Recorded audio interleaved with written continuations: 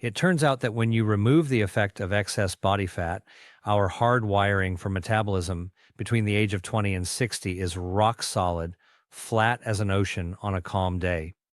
And this is the mic drop discovery, is that 60 can be the new 20 when it comes to your metabolism if you follow. So what are some of the great ways to actually burn down body fat? Going for a walk, for 30 minutes, anybody can do. Going for a run, if you can do it, if your knees are good, I would consider doing that. Great way to actually burn down extra body fat. Are there hidden things that you may not be aware of that are actually slowing your metabolism down? So I think that there are some actual food items that people consume that they don't realize that will do that. I was one of them. Really? Music, applause. Metabolism is how your body gets energy and burns down energy, just like if you were a car, okay? So think about it. I mean, most of us have driven a car that uses gas.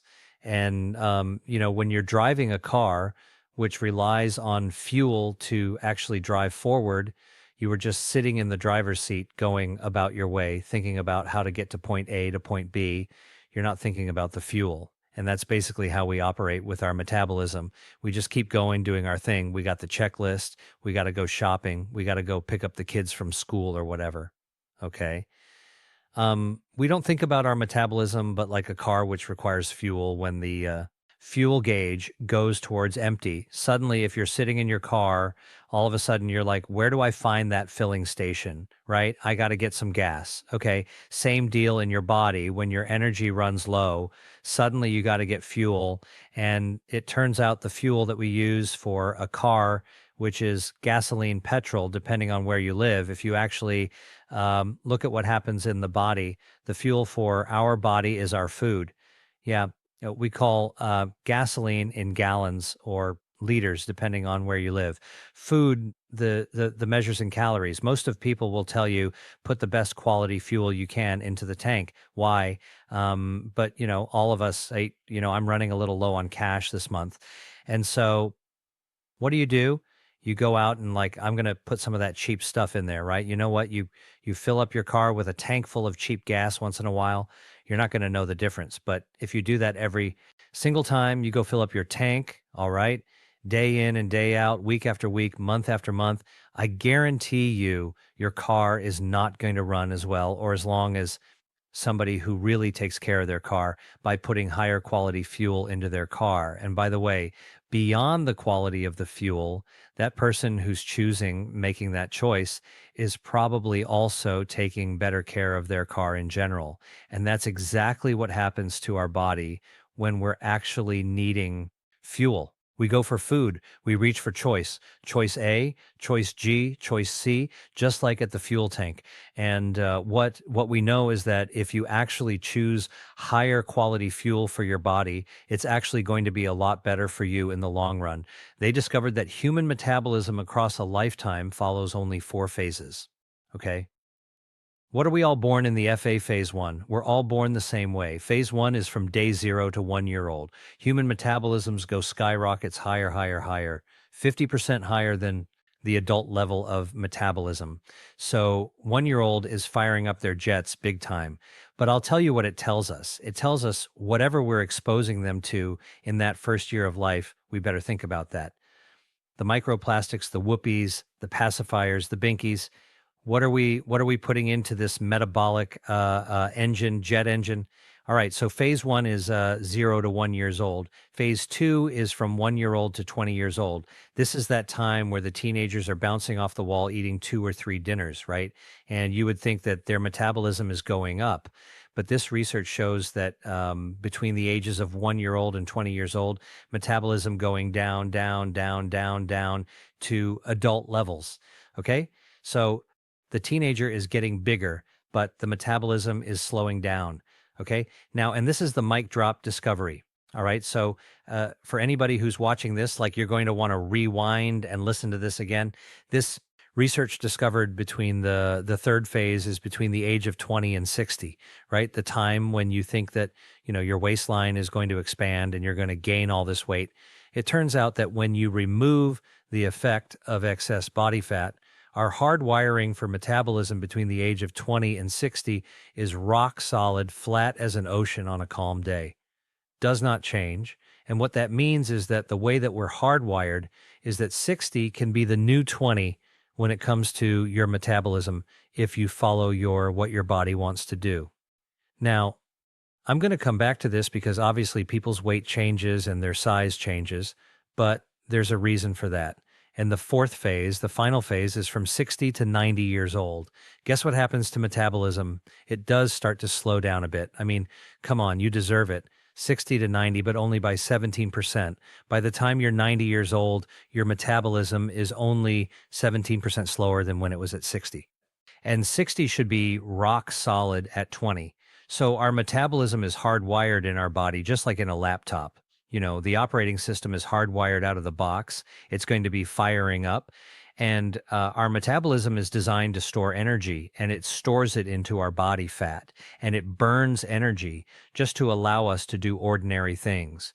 You don't have to run a marathon to burn energy.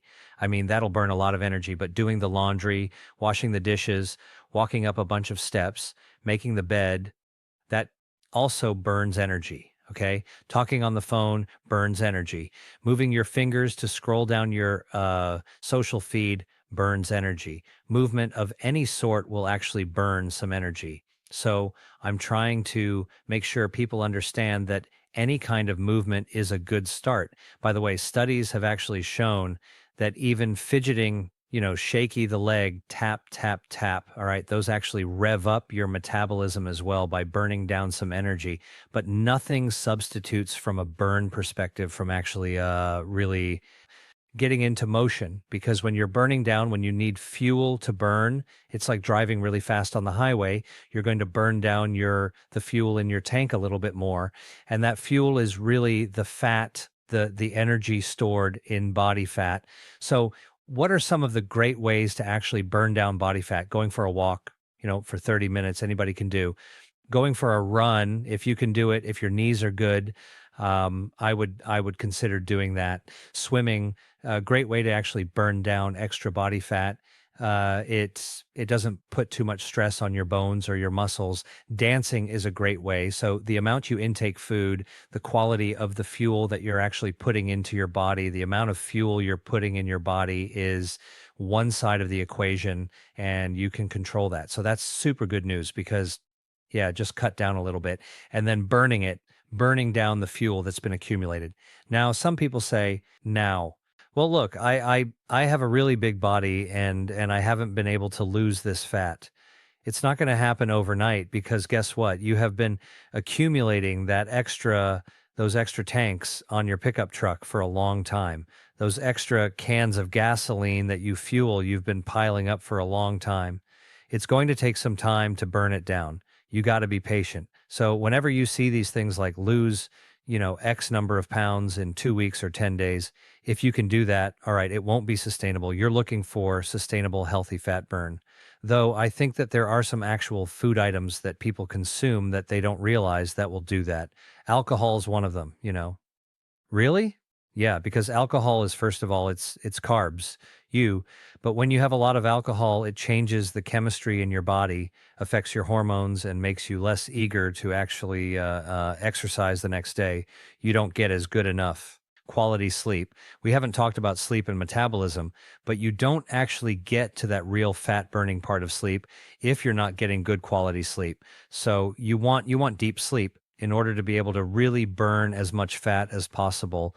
And not only are the alcohol sort of the empty calories that will have you grow more body fat, but now it's actually affected your behavior as well. And one of the things that we haven't really touched on, but I think it's important, is that, remember, I told you that the research shows that between the third phase of metabolism, between the age of 20 and 60, is rock solid.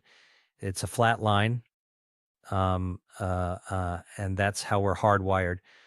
But obviously people in their 40s and 50s and even 60s, and they see, they're gaining weight, their body shape changes. And so what's actually happening there? Well, life is happening there. Okay.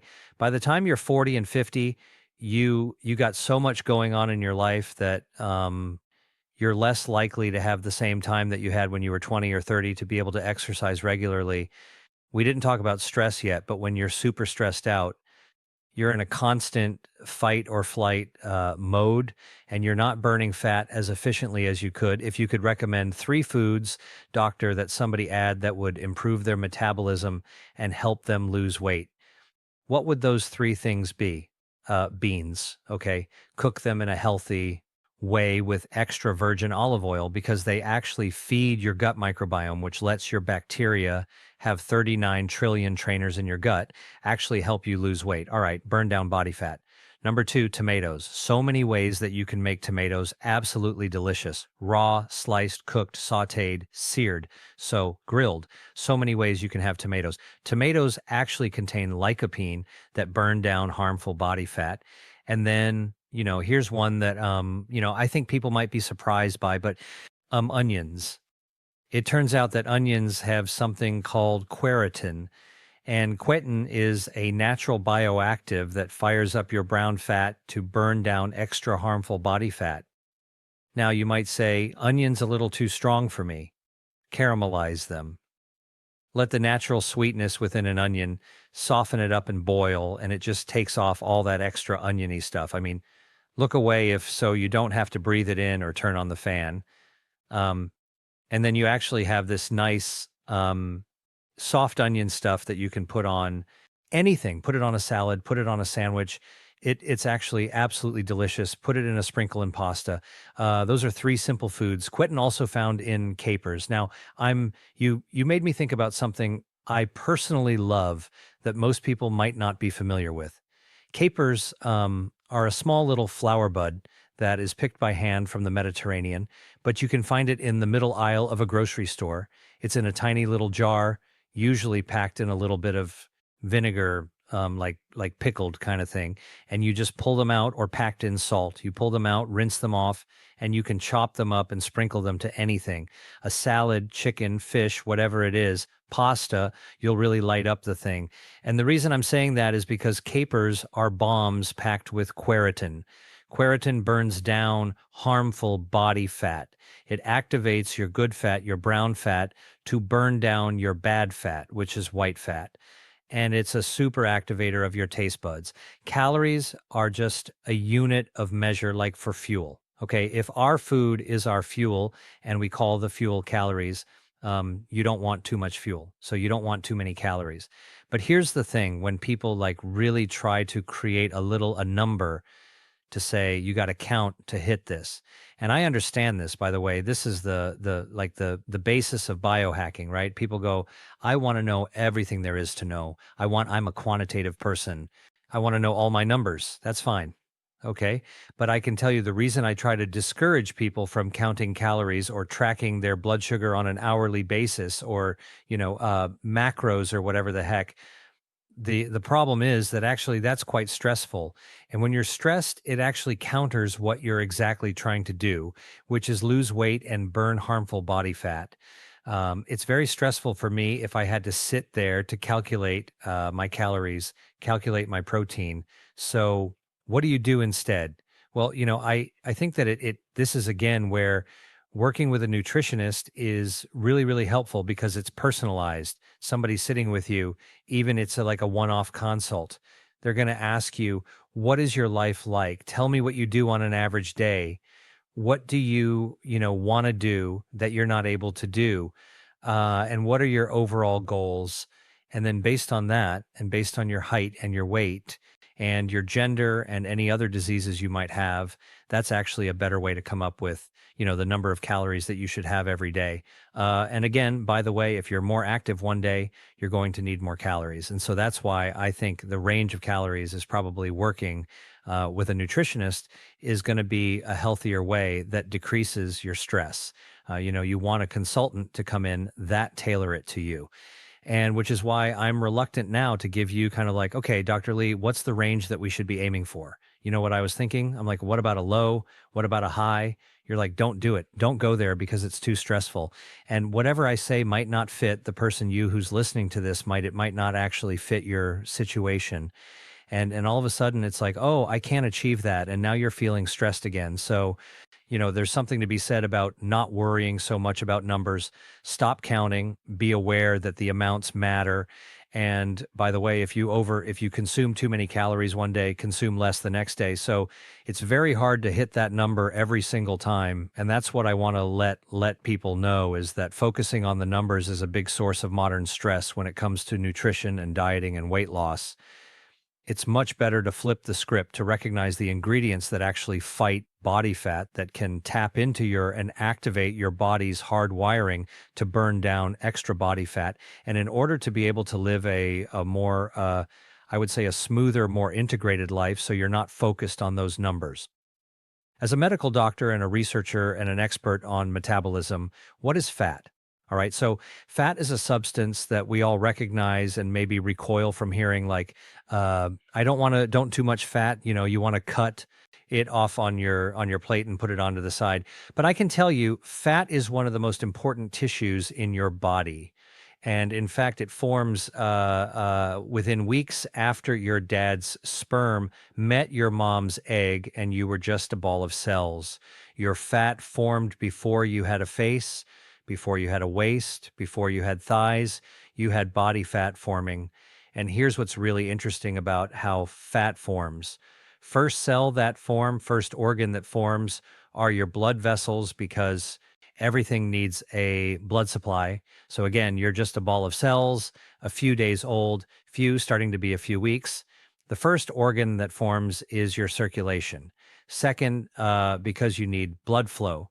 Second organ that forms are your nerves, because every organ needs an electrical system. Think about building a house. You got to start with the basics, right? Yeah, you need a circulation, you need an electrical system, a nervous system. Third tissue that forms body fat, and body fat forms around the blood vessels. Okay, no face, there's no arms, there's no thigh. Okay, there's no waistline. It forms around the blood vessels like bubble wrap does. And the question you ask is exactly the interesting question. Why does fat grow around blood vessels very early in life? Because fat winds up becoming the fuel tank, and you want the fuel tank to be near the where the fuel is. When you eat food, you're eating fuel. The fuel goes into your blood vessels. And how do you store the fuel from your blood vessels into the fuel tank? It's right there, right next to the blood vessels. That's why the fat started forming very early on in that configuration. Are fat cells like all the other cells, or how are they different? They can stretch and expand. They fill up with the energy from food. All right. They can expand 300%. Regular fat cell, you can't see with the naked eye. Under a microscope, you could see it.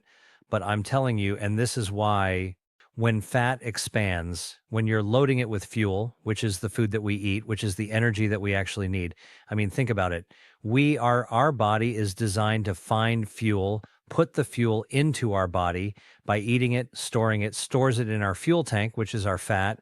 And then when you're ready to burn the fat, it takes the fuel from the fuel tank, just like your car, and runs it through the engine so you can actually burn it down. It's very simple. That's what metabolism is. Weight gain does not start with your muffin top. All right. What? Or your thighs. Weight gain starts in a very subtle way. And this has been studied with clinical research. It's the visceral fat, the fat that's inside our body. You can't see it. That starts to grow early. So when you have too many calories and you overflow your fuel tank, the first fat that grows is inside your body. You can't see it. Can you guess where you start getting fat accumulating first?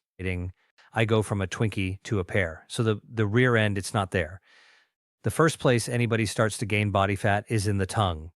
The tongue, the tongue. Now, this is amazing because it's been studied in skinny people. Actually, even skinny people start to gain weight, and the first place they gain it is their tongue. So check this out. The human tongue is made of 3 parts. You got the tip of the tongue, which is like a Sertol acrobat.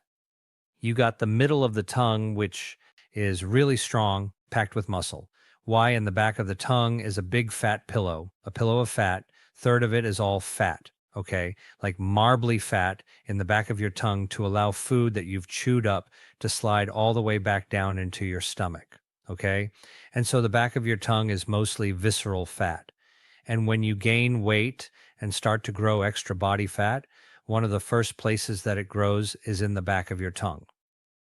Okay, the last third of your tongue. Now, how do you know this? I was just about to ask you. How do you know it is if your bed partner you're sleeping with starts to say, "Hey, you're starting to snore." Okay, you didn't snore before. You're starting to snore. So this is, by the way, studied in skinny people. What happens is that when you actually start to gain weight and body fat grows in the back of your tongue, you got a fat tongue. All right. Your tongue's getting fatter. Now, what happens when you're sleeping? You're relaxing, including your fat tongue starts to relax. And now your fat tongue is eluding your airways. It's blocking your airway. So you wake up and you snort, you start to snore and you wake up and this is what your bed partner notices. So this has been studied in Scandinavia with thin people who are gaining weight and trying to figure out where is it at beginning. And the telltale sign is snoring or being startled when you're sleeping because the tongue is the first place to get fat. Wow. And it's also then a sign that your metabolism is slowing down. It's a warning bell that things might actually be slowing down for you. Hey, if you like that video, then you're going to love this one. Check it out.